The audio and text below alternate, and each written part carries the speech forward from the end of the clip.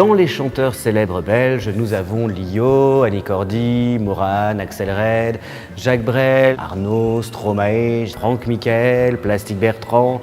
Et dans Plastic Bertrand, il y a Bertrand, mais il y a surtout Plastic. Et cet après-midi, nous vous proposons de vous rendre à l'Adam Bruxelles Design Museum pour vous montrer à quel point le plastique, c'est fantastique.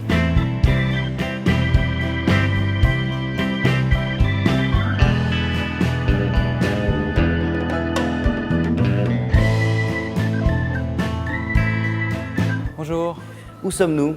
Vous êtes au Adam, au musée de design de Bruxelles, qui a ouvert il y a à peine 18 mois. Alors en quoi consiste le Adam?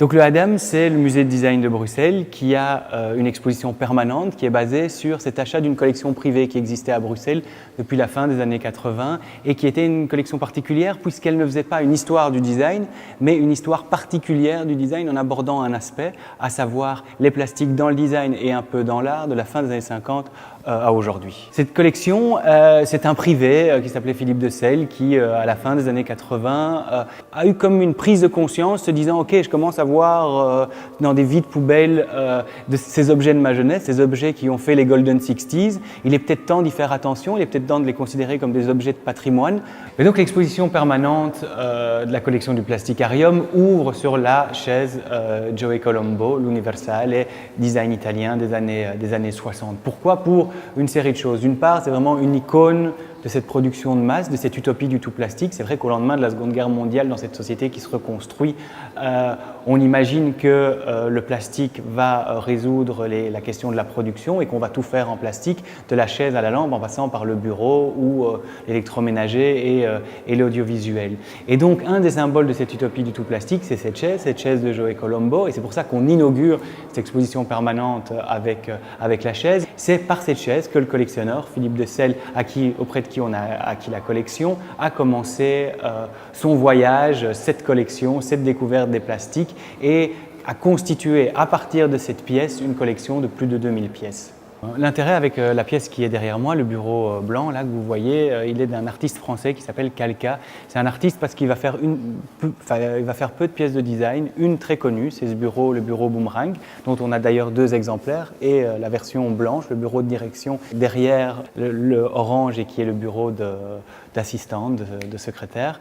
Il date du début des années 70 et quand Georges Pompidou, président de la République, décide de remeubler l'Élysée à un goût plus actuel, celui des années 70, il va acheter un certain nombre de ces bureaux et donc aujourd'hui, ils ne sont plus à l'Élysée aujourd'hui, mais dans les réserves du mobilier national, on peut en retrouver, surtout le blanc qui lui est en édition limitée alors que l'orange derrière moi a été produit en quantité.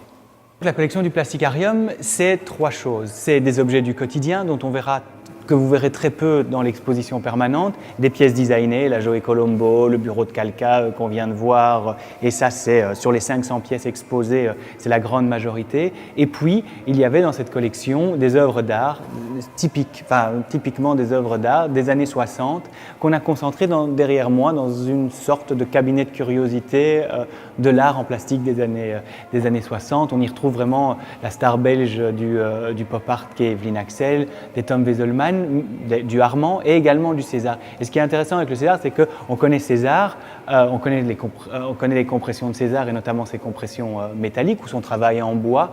Ce qu'on connaît moins, c'est son travail en plastique et nous, on a dans la collection une compression et une expansion. Et c'est intéressant de voir comme les artistes des années 60 investissent le plastique. Tout le monde, des designers aux artistes, investit le plastique. C'est la matière du moment, c'est l'utopie du tout plastique. Merci beaucoup Arnaud pour cette visite. Pour nos téléspectateurs, en quoi vous leur conseillerez de venir au Adam? Tous les musées de design aujourd'hui ont des pièces en plastique, mais ici, la collection permanente est exclusivement consacrée à cette utopie du tout plastique.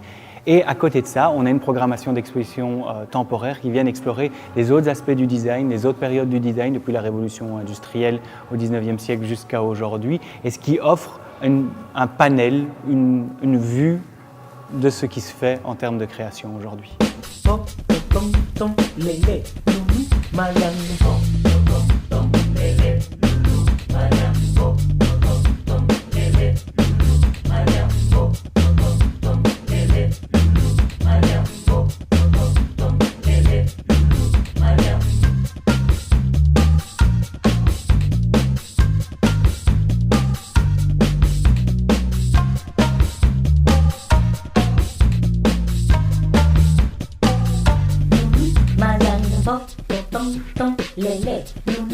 Yang